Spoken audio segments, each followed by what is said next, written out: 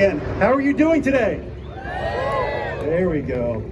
All right, well, my name is Scott Bartlett. I am the Global Sports Car Marketing Manager for Ford Performance, and I want to thank you all for taking the time to come out and share this in-person unveiling of the Ford GT Mark IV.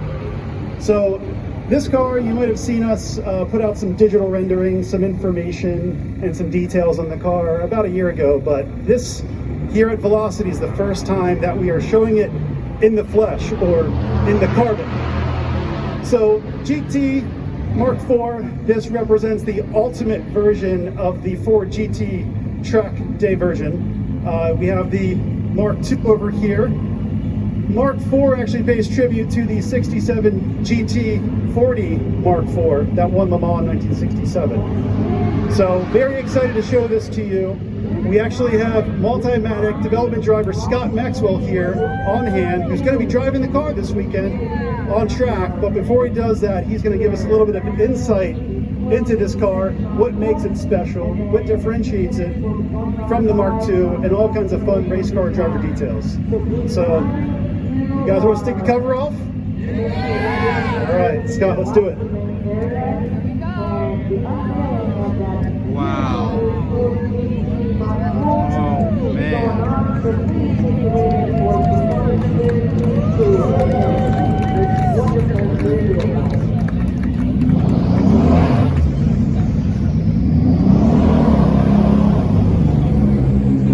You hear me? What do you guys think? Not bad, eh? All right. My name is Scott Maxwell. Just to give some history, I've been with Multimatic for 30 years now.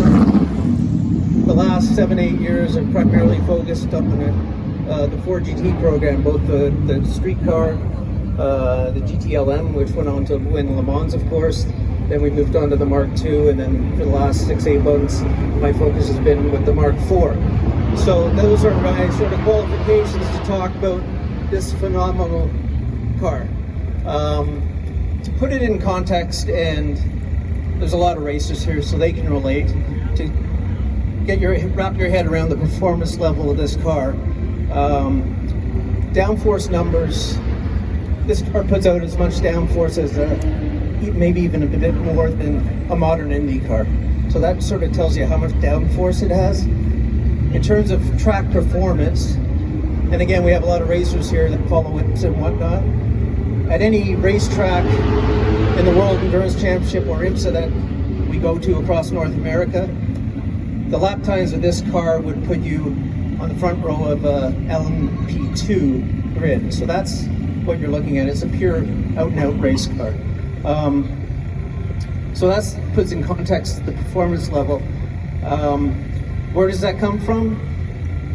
When you first drive a car, a lot of things hit you hard of what you really like about a car or what really surprises you about it. I would say the first priority level would be the aerodynamics, the actual downforce. This car puts out numbers in the range of 2,400 foot-pounds of downforce at 150 miles an hour. So that's probably hard to wrap your head around unless you've driven a high downforce car, but let me tell you, it's a lot of downforce. Where does that come? From the outside, obviously the body. You've got the dual plane rear wing, huge splitter at the front. More than anything though, it's what you can't see, which is a very, very large diffuser under the car. Just sucks you down.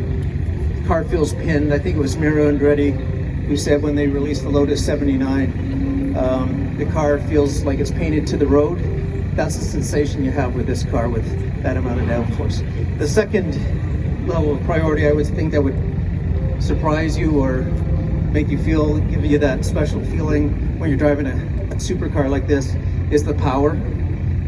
We have 3 modes. Mode 1 is 500 horsepower, and it's the first time I've had 500 horsepower and thought, what's wrong? Why is this car not going anywhere? Because it's got so much stability. 500 horsepower, it's almost easy. Mode 2 is 700 horsepower, and that's when the car really wakes up. And mode 3 is 800 horsepower, and these are all rough numbers, but at 800 horsepower, it'll start to make you smile quite a bit, and you have to be on top of it at that point. I think the happy place is 700 horsepower. You can control all the modes inside, but the power outlay, even with a bit of turbo lag, this thing just takes off, and especially in mode 3 at 800 horsepower, it's quite a thrill.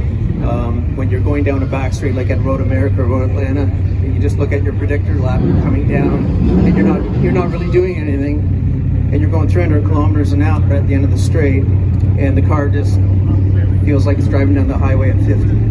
The last thing I would say that really strikes you is the brakes. It's a carbon brake racing package. It's probably the first time in years that I've literally gone into braking zones and you start to giggle because it stops so well. It's so aggressive, it's so stable. It makes it feel like a bit of a superhero in the braking zones. And again, the stability is incredible. I'm not, obviously I'm part of a larger team here, and if you have any questions or technical questions, we have one of the chief designers, Tom Huschelt here. We have our program manager, Mike Fletcher here. We have Sean Mason, who is the Multimatic Motorsports manager. He's our boss. He knows the answer to everything. Problem is he won't tell you anything, but he does all the answers to everything. So we have a lot of resources here to back it up. We're going to do some exhibition laps for a couple of laps. It's going to be a bit difficult because we can't even really warm up the tires beforehand, but you get to see the car live on the track soon. And really, if you have any questions, just approach any of us.